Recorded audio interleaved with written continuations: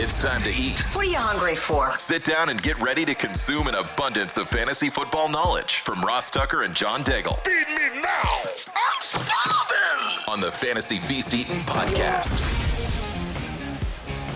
Yeah, let's eat, baby. It is the Fantasy Feast Eatin' podcast. We are presented by DraftKings. The crown is yours. It is best ball season, baby, and we're, a month or 2 months away, probably 2 months away from really getting hot and heavy with season-long stuff. We will have our season-long rankings for sure coming to you in August.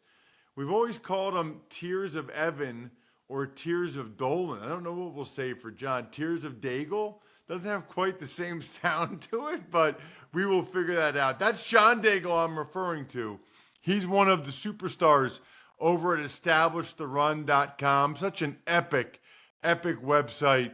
I can't emphasize enough how much I recommend becoming a member, getting a subscription at EstablishTheRun.com, using that code FEAST for 20% off, which is that's a significant savings. 20% off if you use that code FEAST over at EstablishTheRun.com. We are getting into continuing our best ball ranking series. We already did quarterbacks. We already did tight ends. You can go back and watch or listen or listen or watch youtube.com/Ross Tucker NFL. We'll do wide receivers this week, running backs next week, and then you'll be all set with your 4 weeks of best ball rankings for those of you playing best ball, hopefully on DraftKings, but anywhere you desire. Although I will say John's rankings are based on DraftKings because that's, the platform we use. And as he referenced several weeks ago, super important that you know the rules in whatever league you are drafting in. I'm Ross Tucker, former NFL offensive lineman. I think most of you know that. You can check me out on social media at Ross Tucker NFL. Check us out at Ross Tucker Pod, pretty much any social platform. So for this year, John, you got several tiers of wide receivers. No surprise there. In fact, I see, is it nine different tiers of receivers, and only 3 guys make tier 1. Jamar Chase, Justin Jefferson, and CeeDee Lamb. They all speak for themselves as well. I'm not sure what either Evan Silva or Joe Dolan did in the past with you, but for ETR's best ball rankings, if I gave you all of them, I think in totality it would be 11 or 12 tiers.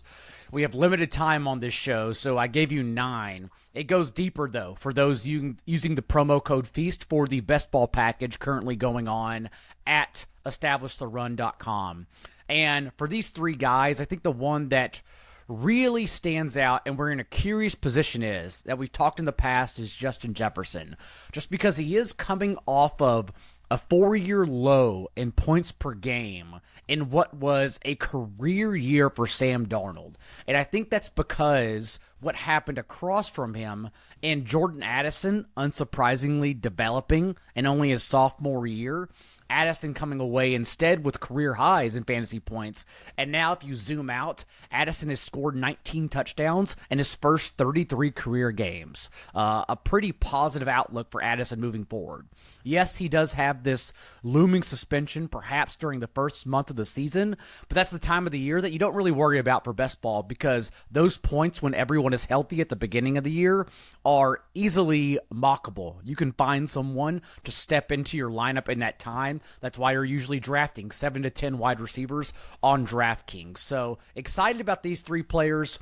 Also excited about, as we talked about with Dak Prescott in the QB rankings episode, for the bounce back of CeeDee Lamb. We're already getting CeeDee Lamb at OTAs and minicamp, which he did not do during his holdout last year. And even he said he came in sluggish because he really wasn't in shape since he wasn't practicing with the team throughout the offseason. He's back this year. And we have Dak Prescott, who, yes, had career lows in points per game last year, but you just remove the 2024 season, Dak Prescott was the QB5 in fantasy and number 2 in MVP voting behind Lamar Jackson in 2023. So regardless of what happens with Brian Schottenheimer as a head coach, jury's out on that. I just think the Cowboys' passing offense is set up for success, and that begins with Dak Prescott and CeeDee Lamb this year. It's interesting to me, John, just something that jumps out. Mm-hmm. All these guys now have really viable number 2 receivers on their team. You know, I used to think, I don't know, he's going to get split a little bit between Jamar and T. Higgins or Justin Jefferson, Addison, CeeDee Lamb, and Pickens. But you don't really believe that it hurts them. The other guys have done it already, Chase and Jefferson.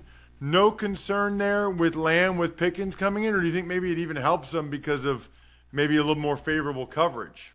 The Cowboys absolutely needed a second receiver rather than relying on Jalen Tolbert and Brandon Cooks as they did last year. There's so much room behind CeeDee Lamb for someone else to emerge that, similar to what we'll talk about with like Brian Thomas, for example, that room does not then deter the wide receiver 1 because the wide receiver 1 still earns targets, will still be peppered with them consistently. So no, if anything, the George Pickens addition does upgrade Dak Prescott, but I do not personally think it takes away from CeeDee Lamb at all. Tier 2, you've got, by the way, any difference for you with Chase now that he's got the contract to Higgins? Doesn't really make a difference? No, the Bengals are going to run through the passing game.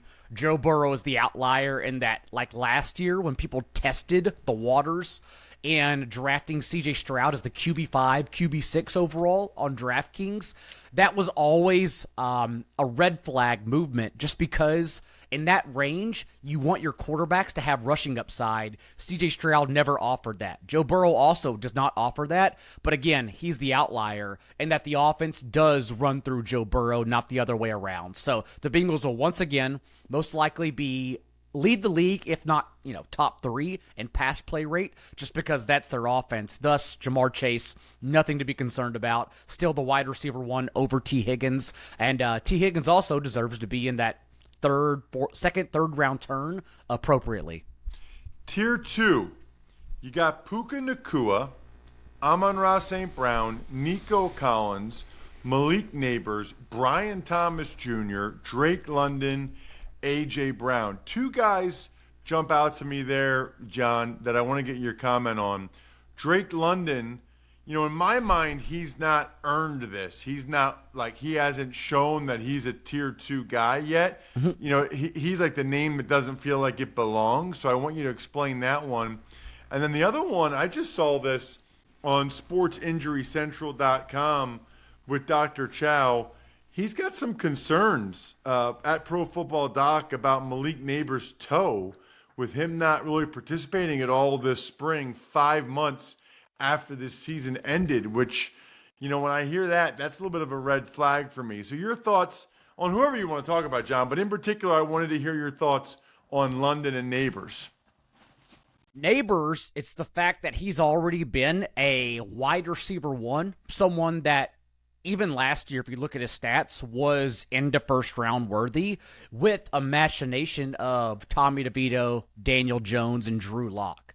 And now we think we have somewhat of an upgrade with quarterbacks that go downfield in whatever order they roll them out in Russell Wilson, Jameis Winston, and ultimately at the end of the year, it's going to be Jackson Dart, just because the Giants did get labeled with the league's toughest schedule. So I would imagine those 2 veteran quarterbacks are eventually benched to seed Jackson Dart in the second half of the season. But if Malik Neighbors can do all of that with the first group I mentioned, then of course the 3 upgraded guys can elevate him even further. So overall, wide receiver 1 is in Malik Neighbors' range of outcomes. I don't personally think he gets there, but he certainly deserves to be here, even through the injury. It's very early, so it's nothing I'm concerned about just yet. If that injury, the recovery, lingers into training camp, then we'll have something else to discuss. But right now, I'm not worried about it. And then for Drake London, Whenever Michael Penix came in, the question was always, will London continue seeing the targets? And a couple of the starts he made at the end of the year were without Darnell Mooney, so we have to take it for a grain of salt. But even in those last 2 games from Michael Penix, Drake London saw 13 and 18 targets, average double-digit targets over the last month of the season from Penix. That's all we care about, was the fact that his role did not change. He still stayed being used intermittently between the slot and the outside and got hammered with opportunity. And so Drake London, in my opinion, once again, like last year, how in home leagues he was going in the 3rd round, and best ball he was going in the mid to end of the 2nd round, I think Drake London does deserve to be in this crop of wide receivers. My personal favorites, though, beyond those 2, I love Neighbors, don't get me wrong, but A.J. Brown is someone who I believe is being undervalued, a guy who you can feel justified picking at the end of the 1st round. Last year, there were times I know where it seemed like the Eagles' passing volume, because they were such a good team and relied on Saquon Barkley once they got a lead, Eagles' passing volume wasn't there. But if you just look at the opportunity and the volume, A.J. Brown still collected, which is why we use rate stats, not just raw stats, in those games. Like, A.J. Brown only had less than 26% of the team's targets in 2 games all year. He's still, like, commanded as a wide receiver 1, not a wide receiver A to Devontae Smith's wide receiver B, but a true wide receiver 1 over Devontae Smith. That's how A.J. Brown was for the Eagles last year. So, excited to see A.J. Brown once again this year. And then the other one, of course, is Brian Thomas, who we've also talked about early on this in our offseason podcast.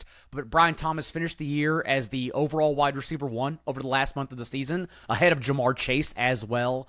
I do not think players like Dami Brown and Travis Hunter, again, really interfere with Thomas being used under an offensive-minded head coach like Liam Cohen, who has already mentioned that he's going to try to break Thomas even more free from opposing cornerback 1s and using him in the slot much more often. So really love to see the projected outlook for Thomas this year in year 2. You know, that's interesting, because that's exactly what I was going to ask you about, because I remember Liam Cohen saying that it's going to run through Brian Thomas, Yep. but that was before they drafted Travis Hunter. So I wasn't exactly sure who the offense would run through now. You know, I think Gladstone, the GM, said it's within the range of possibilities for Hunter to be full-time on both sides of the ball. So that is certainly something to keep an eye on. More great stuff right after this. I had a heck of a weekend, and if you saw, I was drinking some Labatt Blue Light Lime at the beach. And with Buy Beer, Get Gear from Labatt, just head to the website, snap a photo of your receipt, snap a photo of your beer too, and send it to me on social media. Upload it instantly to rack up points for exclusive merch. You can get points for every purchase at any store, bar, or stadium, any size, any product, anywhere you're buying Labatt. I love this promotion. Buy beer, get gear. Go to rewards.labattusa.com to sign up. Tier 3, you've got Ladd McConkey. And then for the first time, we have the second guy on the team, T. Higgins, Rashee Rice, Jackson Smith-Njigba, Tyreek Hill, which I'm curious to hear about, Garrett Wilson, DJ Moore, and Devontae Adams, John. Let's start with Tyreek Hill, because that's definitely a key in drafts, a decision point everyone's going to have to make. Is he falling off in his age 31 season? Is this it for Tyreek Hill? Or was it a case of what happened with the Dolphins' offense, more importantly, their pass protection? Because obviously when the offensive line could not hold up, the entire offense then altered under Mike McDaniels, and they said, okay, we're just going to get the ball out as quick as possible and allow everyone to make plays near the line of scrimmage. That's why Jonnu Smith had a career breakout year as a 29-year-old tight end. Yes, he got better, but we don't see 29-year-old tight ends break out. It only happened because, again, they had no choice but to get the ball out as quickly as possible, and an athletic specimen like Jonnu Smith can then take the ball near the line of scrimmage and turn upfield. And that's why, for the first time ever under Mike McDaniels, we saw what was previously a hierarchy with only Tyreek Hill and Jalen Waddle, the only guys who commanded targets. Last year, for the first time ever under McDaniels, it was spread out to everyone. Devon Achane and Jonnu Smith near the line of scrimmage included. The Dolphins have done things to improve their pass protection. Is it improved enough to where they can hold on the ball longer without Tua getting hurt? I'm not sure. And that's the real question mark here. It's not Tyreek Hill fading. It is age 30-plus season. It's more about what this offense will try to be. Devon Achane is going to be perfectly fine as a very explosive individual who also earns targets. But will Tyreek Hill go back to the 30% target share he earned in the past because the Dolphins push the ball downfield? It's a question mark. I genuinely don't know the answer. So I'm mixing in Tyreek Hill into my best ball builds, but it's certainly something that everyone's going to have to answer for themselves if they believe the Dolphins offense will actually push the ball downfield once again. The other couple interesting players in this tier are Rashee Rice, who now only played 3 full games last year. But in those 3 full games was a wide receiver 1, a top 12 player in all of them. And now if you go back from week 9 of his rookie year, just a couple seasons ago on, he has been the wide receiver 12 in points per game in that time, since he basically joined the starting lineup in the second half of the 2023 season. And so if Rashee Rice, who is already practicing with the team, if he's ahead of schedule from his early torn ACL, MCL, and he returns at full strength, that's a player we're getting in the 4th, 5th round who, again, is a top 12 option. So someone that it seems like we're getting a really good discount on if we are assuming he's at full strength.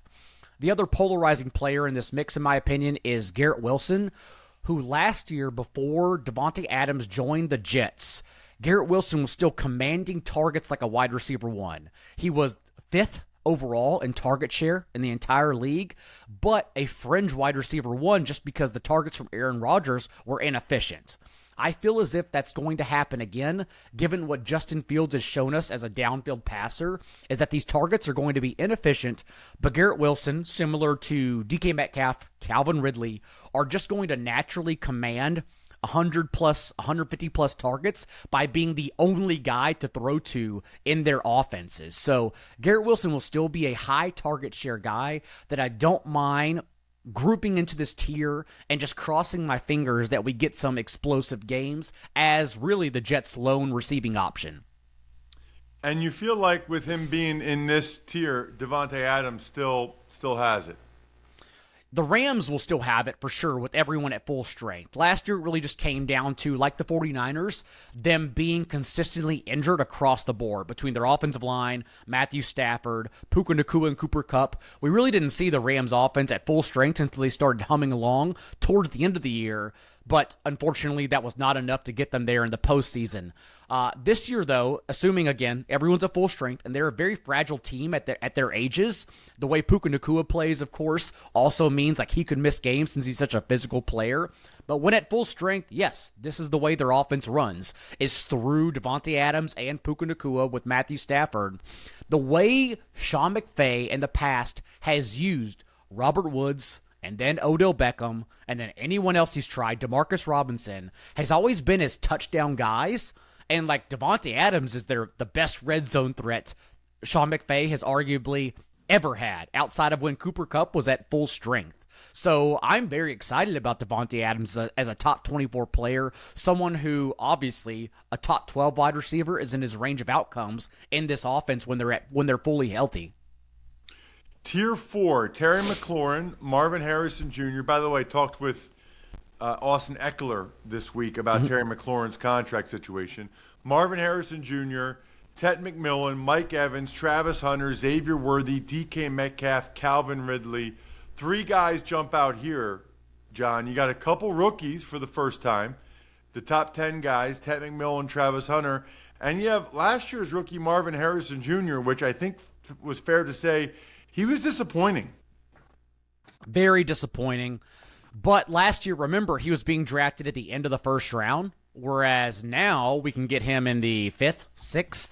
And so simply taking the discount and crossing our fingers that his entire route tree changes really based on the way they used him and practically only going deep and not giving him layup fantasy points for targets underneath. Hoping again, that route tree changes. Hope is not a strategy. Maybe that's not the way it works out. There's a lot to sort out through the Cardinals offense, but I'll gladly take the multiple round discount in ADP. Sometimes we just play fantasy like the stock market and bank our bets like that. I do think the guys who really stand out here beyond the rookies, again, I already mentioned DK Metcalf and Calvin Ridley, because you can start drafts if you open with one or two wide receivers. And as we talked about in the strategy show, we at ETR are heavily advising, strongly suggesting you open DraftKings best ball drafts with 4 receivers in the first 6 rounds, just because the full PPR format does allow that to be a cheat code. You can, if you grab DK Metcalf and Calvin Ridley, that's basically saying like your wide receivers 2 through 4, not even your wide receivers 1, your 2 through 4, that's 300 plus targets you're already getting. I know they could be inefficient from Aaron Rodgers and Cam Ward, whoever else those teams may throw out there, but we're talking about volume you can get as depth on your lineup. So I love Metcalf and Ridley, even for season-long leagues. We'll talk about them as players who are just going to command volume in that range that we usually don't get those kind of guys at. Don't go anywhere. Got to pay some bills real quick. The weekend will be here before you know it, which is Smirnoff time. Listen, they do game days even in the off season. Anytime you're going to have fun on the weekend, as far as I'm concerned, Thursday night, Friday night, Saturday, that is a game day. There's no I in fandom, all right? Rally together with your friends and family. It's the perfect vodka for crafting delicious cocktails. In fact, you can grab a bottle of Smirnoff at your local retailer and head to Smirnoff.com to find recipes of delicious cocktails perfect for game day. They had like 5 or 6 on there I never heard of. I'll tell you about them next week. Please drink responsibly. Smirnoff number 21 vodka, distilled from grain, 40% alcohol by volume. The Smirnoff Company, New York, New York. Please not share with anyone under legal drinking age. Tier 5, we've got Cortland Sutton, Devontae Smith, Zay Flowers, Jamison Williams, Jalen Waddle, George Pickens, Chris Olave, Jacoby Myers, Jawan Jennings. Certainly Pickens is one that we need to discuss. George Pickens is one of my favorite players. You can't really call him a sleeper because he's not going late. But if you want to talk about someone who has like a top 24 sleeper season, top 12, I guess, would be the ultimate sleeper season if it all comes together for Dallas's passing game. I do think George Pickens is right in that mix, just because we are taking a guy who previously led the league, who would rival for the league lead in go routes, just going downfield with the Steelers, but had poor quarterback situations for his entire career with Pittsburgh.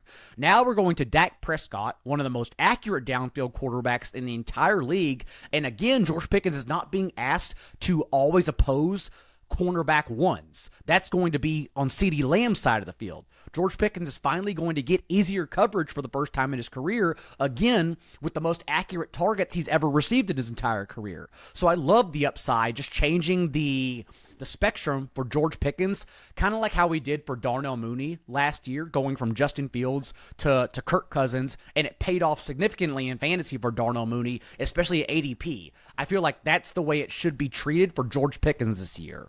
The other 2 guys I want to mention in this tier, one are Jawan Jennings, because it seems unfair that he's grouped in this low after last year without Deebo Samuel, who's now with the Washington Commanders, and Brandon Ayuk, who will likely miss at least the first 4 to 6 games of the season.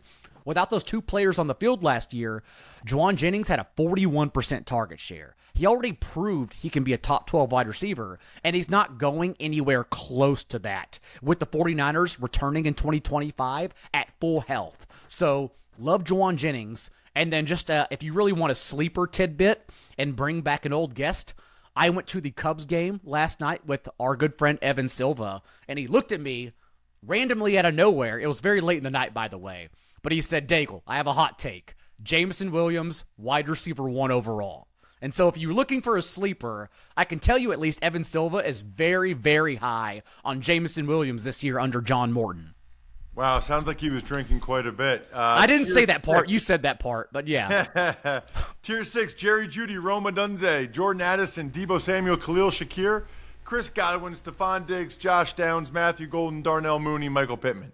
We're taking shots on downfield receivers here. Deebo Samuel is an interesting one because he kept his tackle breaking advanced stats. He would still shed tackles with ease. He just struggled to gain targets and be efficient because I believe it could have been pneumonia. It could have been the ankle injury he was dealing with late in the season. But the good news is his route tree does not overlap with Terry McLaurin's. So Jaden Daniels can still very much use Deebo Samuel underneath. So I like buying in on one more bounce back year for Deebo Samuel. And of course, Khalil Shakir, who, yes, we are probably expecting an encouraging sophomore season for Keon Coleman, but Khalil Shakir already showed that the passing offense runs from Josh Allen through Shakir. So love Shakir in this range.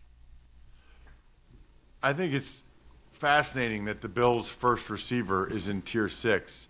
Tier 7, Jaden Reed, Brandon Ayuk, Emeka Ibuka, Cooper Kupp, Rashid Shaheed, Ricky Pearsall, Trey Harris, Keon Coleman. Pearsall's the fun one here, just because we saw at the end of the year without Brandon Ayuk and Deebo Samuel, hit those 2 games, he had 8 catches for 141 yards and a touchdown, and 6 catches for 69 yards and a touchdown. Remember, he had a very high draft capital as a first-round wide receiver, and he just didn't have the opportunity. Now we assume he has the opportunity from Brock Purdy against Warren Sharp's easiest schedule in the league. So just all the 49ers, Christian McCaffrey included, which we'll talk about in the running back episode, I'm trying to collect all the 49ers, especially in best ball drafts, just because the layout is so pure for them.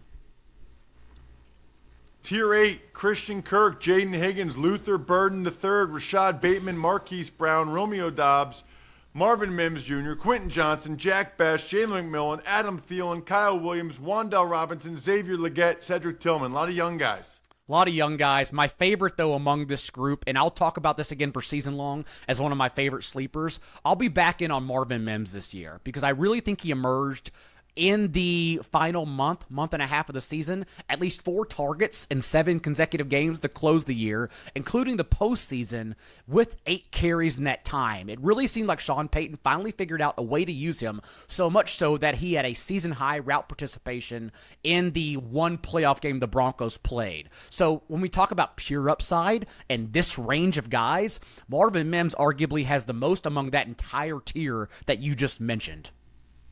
Tier 9, Josh Palmer, Demario Douglas, Michael Wilson, Jalen Noel, Alec Pierce, Keenan Allen, Darius Slayton, Calvin Austin III, De'Ami Brown, Ray McLeod, Tutu Atwell, and Dontavian Wicks. Lots of different players. I stress everyone again to go to establishtherun.com to see the entire list and notes with all these players. But quickly, I will say De'Ami Brown is an interesting one because he's going to run in 2 wide receiver sets, got paid $10 million guaranteed. He's going to be on the field under Liam Cohen. Definitely make sure to leave all of your DraftKings drafts with De'Ami Brown as your wide receiver 7 or 8. Excellent job, John. I love it. Fired up for running backs next week. I'm stuffed. We're done. Thanks for tuning in to Fantasy Feast. Make sure to also check out the Ross Tucker Football Podcast, Even Money, and College Draft, all on the DraftKings Network, YouTube, or subscribe to the podcasts on your favorite platform.